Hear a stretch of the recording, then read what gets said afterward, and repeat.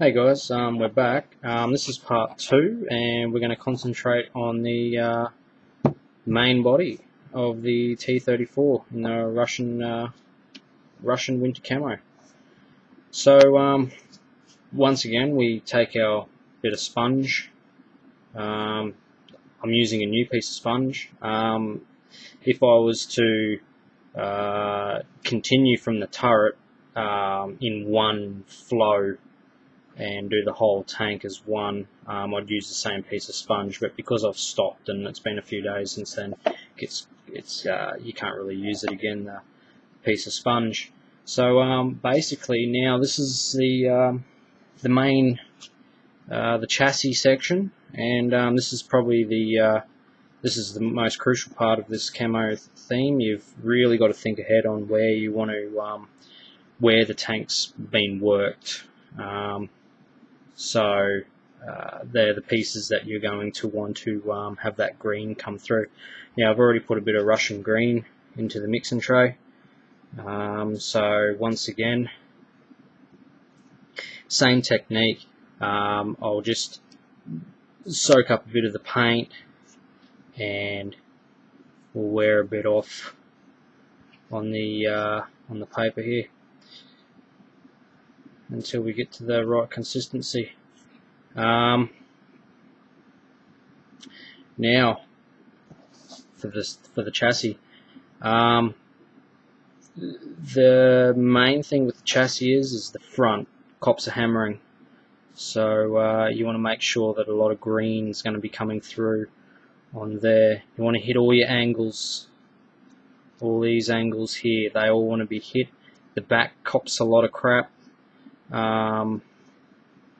Not so much the sides, a bit around the engine bay here from them checking oils and air filters and whatnot, especially around in here. You don't notice this as much when the turret's on because it is because the turret sits on the tank. Obviously you sort of don't notice much around that actual turret hole, but when you're playing a game and say infantry's coming in from the side and you turn your turret to attack the infantry with your machine gun. This is the hole mounted machine gun here, and this is the coaxial, so you have to turn your turret. You will notice if there's any worn parts in there, and that would have been worn exceptionally hard in there because of the actual turret spinning on there and the shit that gets up underneath it and whatnot. So basically what I'm going to do here is I'm going to apply my Russian green to the areas that I want extremely worn, pretty much just hitting the edges as I go.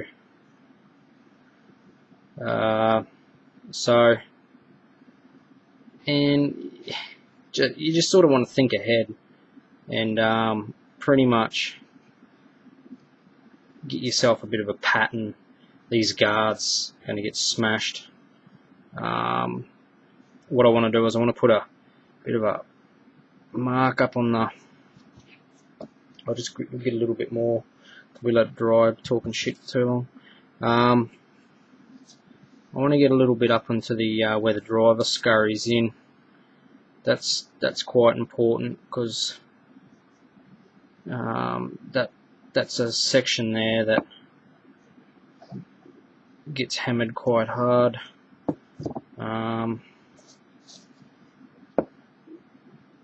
the trick to this is don't try and sponge your full color into it. That's the trick. You block it back in with your paintbrush later, as I showed in part 1. You simply just won't get that full color with the sponge. The sponge is just to give you that worn look. The jerry cans, good point here. The jerry cans, now they would have been hit quite hard. So you want to get them. These back guards definitely got hit hard. in around the mufflers here. You want to hit that, and this is where you sort of want to put your turret on. You get yourself a bit of a look on how this is coming out.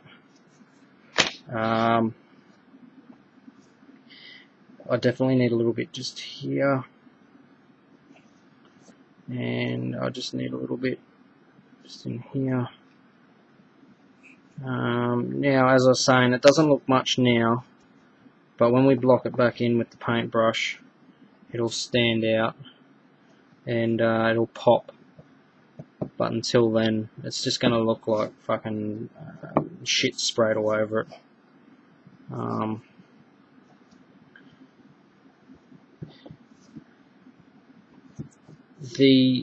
Really, to be honest with you, the effect comes from blocking it back in later to make it pop out.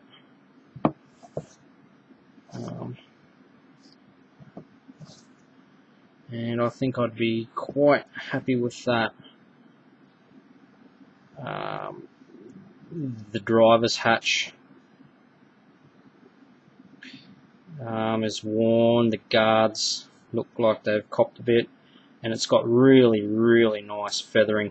As you can see, this real light sponging in here is it's coming out quite good actually, this one. Before we block it in, it just looks really quite realistic with the way that paint would actually wear. And to be honest with you, for this scale, it really is hard to get effects right because it is such a small scale. Now what I'm going to do, I'm just going to put a little bit of paint, a little bit of Russian green, back into the mixing palette here, and I'm going to block it all in. Now you don't want to take all the white out, you want to hit the hard edges. You sort of, if you play with it, you'll get a bit of a feel and a bit of an idea on how far to go with it. It's just one of those things. It's a bit of practice, and you sort of get it. Now, see, I don't know if this is showing. I've probably blocked that in too much. I've gone overboard there, but that's easy fixed. I'll quickly. You just get your sponge, get a little bit more paint back on it, and you can see how it's very sharp. This colour's very, very sharp in here. We don't want that. We want to sponge it back out. So basically that's going to be worn more there. I'm just going to sponge it to take a bit of that harshness away of that edge. So if you do go too hard, it is easily fixed. And this camera gives me the shit sometimes. Let's have a look here. Try and come on, focus, you bastard. As you can see there, it's got some more sponge marks in it, and it's not quite as harsh as it was before. So it is easily fixed. You just go back over it with your sponge. Pretty much you're going to make that a little bit bigger, but that's not going to be a major issue. The beauty of this camo theme is that it was so sporadic. No tank was alike the way it wore.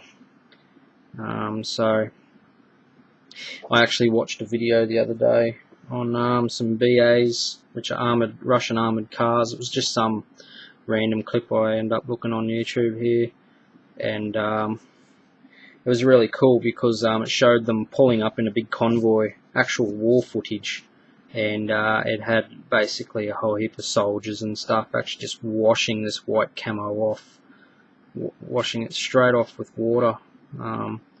So it was something that was never meant to be permanent, that's for sure.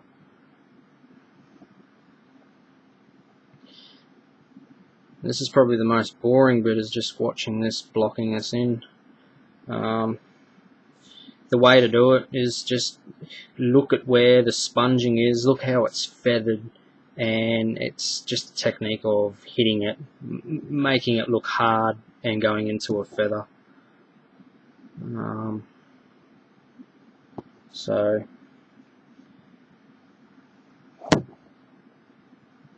just get this barrel here, this jerry cans. Also, I want to. There's a few people on YouTube here at the moment that are really supportive, and I have a great deal of time for. One of them's Gun Barrel. You're a dude, man. I really appreciate that little post that you did. It was fucking awesome. There's no other way to describe it. It was just fucking awesome. Really cool, man. I can't thank you enough for putting up something like that in appreciation. Sometimes I make these vids and I really don't know how exciting or boring, or if people would want to watch them or whatnot. It's a really hit and miss thing for me. I do it for the love. I don't do it for popularity or any of that sort of shit. I do it because I love doing it, and I really do like sharing some of my techniques with people. It's definitely something that I enjoy doing. So yeah, Gun Barrel, you're a dude, man, and I really do thank you. I hand it to you. Thank you for that. And there's another guy kicking around as well.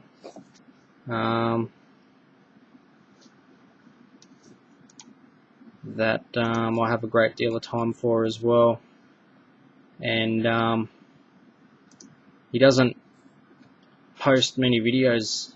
He used to post a few videos, but of late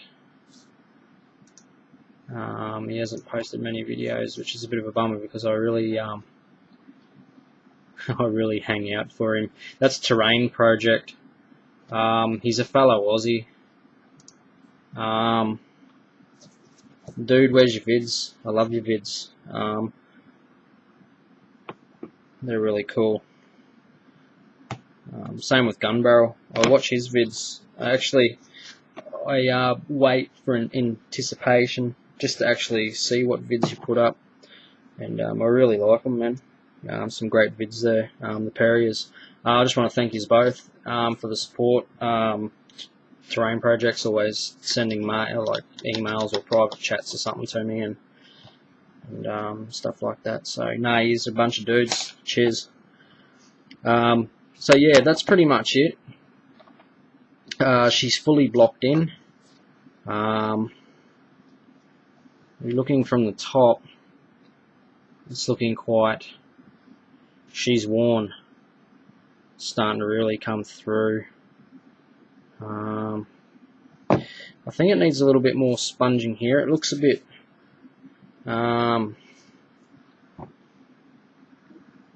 just looks a little bit funny, so it's a bit blocky. It doesn't look like it's blended. So basically we just get our sponge, and I'll just try and get a bit of that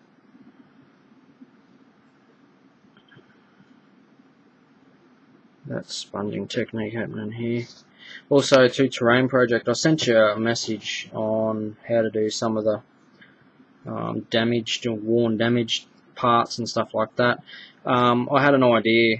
You could basically paint your tank in olive drab, or whatever you paint your US armor in, and you could do a 3-stage thing. So you could do it like this as well. The same technique, I'm sure, would work. Just say this tank's olive drab, and you go, say, a couple of colours lighter or something like that, sponge that around, and then sponge some silver, some mithril silver, or I wouldn't probably go so silver, maybe some chain mail or bolt gun, probably bolt gun, or even just the Villaggio one, gunmetal, and you could slightly sponge that back over the top of it, I think that'd give you the same sort of effect. I'm sure of it. I'm going to try it anyway. But anyway, guys, that's pretty much the body done. From here, I'm going to start the stowage and a few more effects. Alright guys, cheers, eh?